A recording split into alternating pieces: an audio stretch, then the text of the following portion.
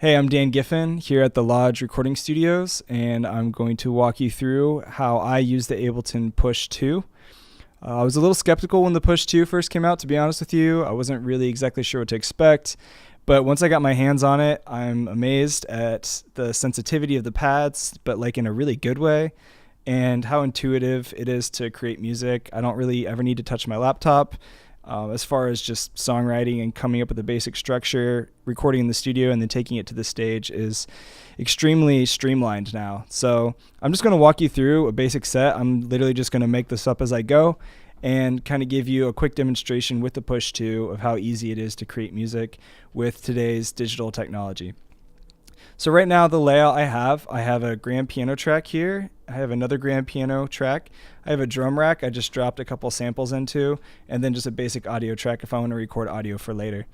And so now everything on this grand piano track, which is selected, is in the key of C. So I could just mash keys all day and it's always going to be in C, which is nice for those who don't have any kind of music theory whatsoever.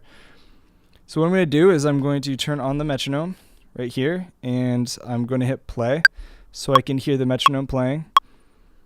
And then I'm going to come in and I'm going to basically come up with some kind of keynote rhythm. I'm going to record it into a clip and then continue to go from there.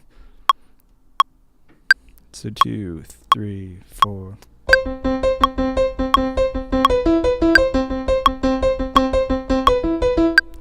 And then if I turn off the recording and I hit play again, you can tell that my timing is a little bit off, so all I have to do is hit the quantize button, boom, and then Ableton fixes my timing mistakes for me. And if I hit play, you'll hear.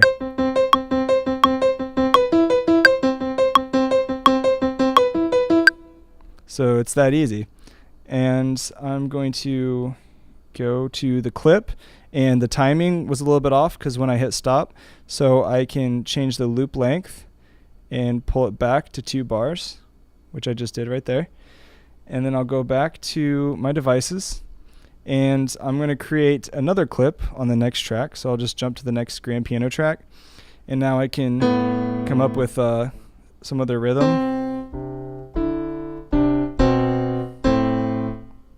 Alright, so then I'll just do the same thing. I'll hit play, and then I'll record something in.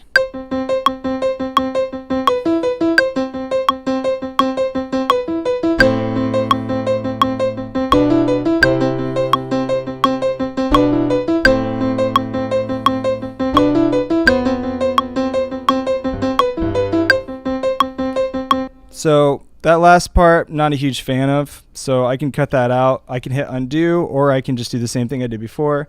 I'll just go back to the clip view, and I'll pull the loop length back to say just 2 bars, because I'll just keep those notes that I had right there. And then I'll just go back to my device view. I'll hit play again. We can hear what I played. And I'll quantize it with the quantize button.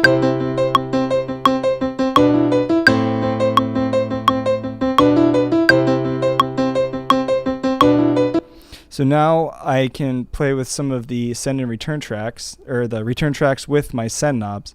So let me go to the mix view, and I'll choose the mix view over here.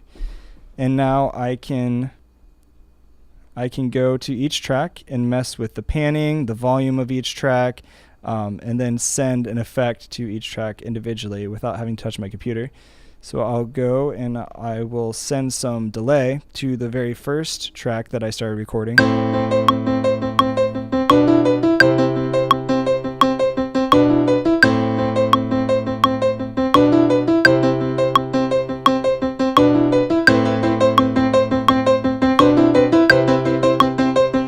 And now I'm going to go to the second track that I started recording, which is also grand piano, and I want to change the sound of it. So all I have to do is, now that I'm selected on that track, hit browse, and I will choose an instrument that Ableton already has as a preset for me.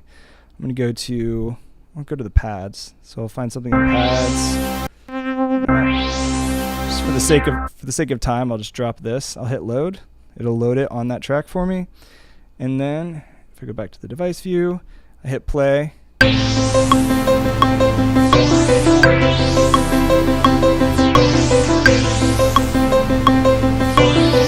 And now I'll add some drums. So I'll just go to this drum track. I already have a few samples loaded in there, and I'll just record this on top, and we'll hear how it goes.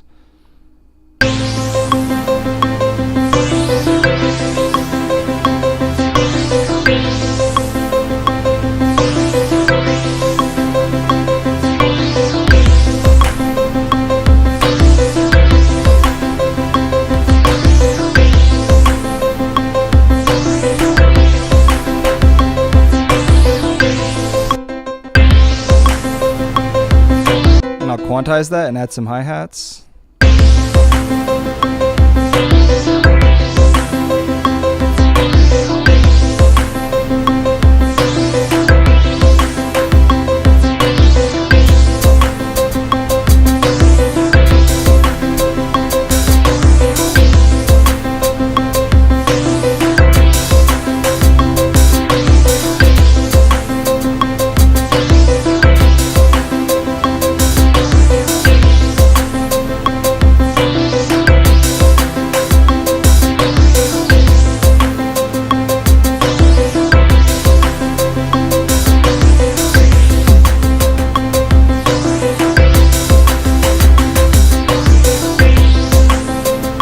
There you go. Within the matter of minutes, I just kind of came up with a new song structure.